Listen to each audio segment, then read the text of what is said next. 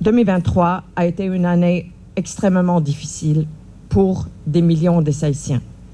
Les meurtres, les enlèvements et les viols commis par des gangs armés n'ont cessé d'augmenter pour la 5e année consécutive. En plus, nous avons pu constater, malheureusement, que janvier 2024 a été le mois le plus violent de ces dernières 2 années. L'insécurité et la violence a gagné du terrain jusque dans les départements de Grand Sud, d'autrefois épargnés. Les hôpitaux et les écoles, souvent pris en étau lors des affrontements entre coalitions armées, fonctionnent au mieux au ralenti. Des milliers de personnes ont fui leur foyer à cause de la violence brutale des gangs. Les communautés d'accueil subissent elles-mêmes une pression énorme qui met en péril leur capacité de survie et un numéro d'écoles reste occupé par des personnes déplacées. L'année 2024 s'ouvre malheureusement sur davantage de violence et une crise de protection sans précédent. Car vivre en Haïti, pour trop des Haïtiens et trop des Haïtiennes, c'est risquer sa vie au quotidien. Actuellement, 5,5 millions d'Haïtiens et d'Haïtiennes ont besoin d'une aide humanitaire. 4,4 millions de personnes, soit près de 40% de la population haïtienne, sont confrontées à une insécurité alimentaire aiguë. Et près de 40% d'Haïtiens n'ont pas accès à l'eau potable. Et le constat alarmant, encore, comme dans toutes les crises, les enfants et les femmes payent un lourd tribut. La malnutrition parmi des enfants, la malnutrition aiguë parmi des enfants a augmenté de 30%. Il y a plus de 1000 cas de viols des femmes et des filles, y compris des viols collectifs. Ont été recensés en 2023, un chiffre plus qu'effrayant qui devrait nous interpeller tous et toutes. En 2023, malgré les contraintes d'accès liées à l'insécurité et des ressources financières limitées, ce sont des dizaines de milliers de familles vulnérables qui ont reçu de l'aide humanitaire. Je suis profondément reconnaissant aux bailleurs de fonds qui nous ont accompagnés en 2023, comme ils le font depuis de nombreuses années.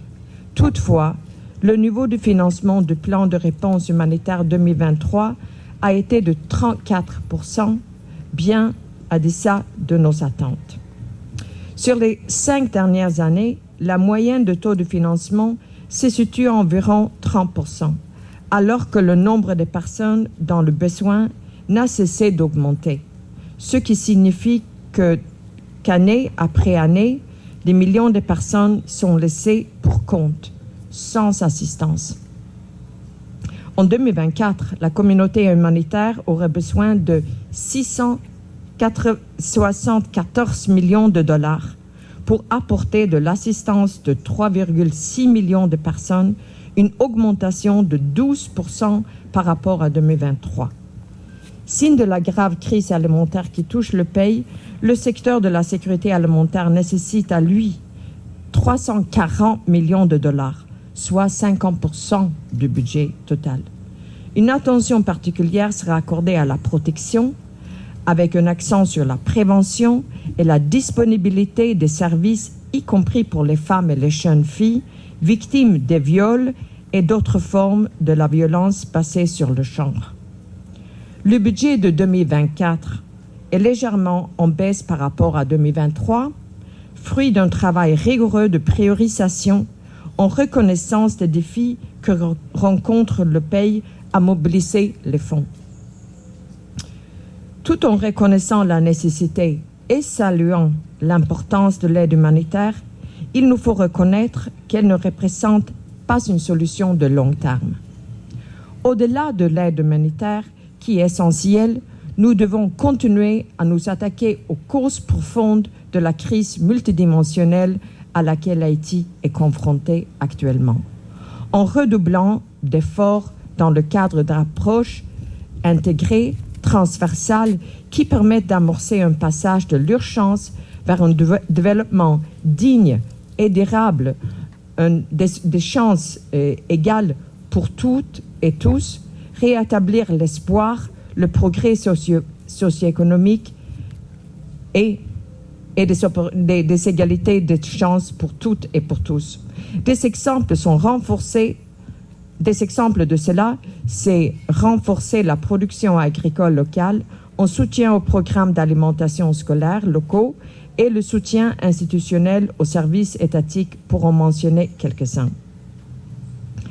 Excellences, Monsieur le Ministre, chers partenaires, chers collègues, chers invités, nous irons continuer à œuvrer ensemble pour trouver des solutions aux problèmes structurels qui entravent le quotidien de la population.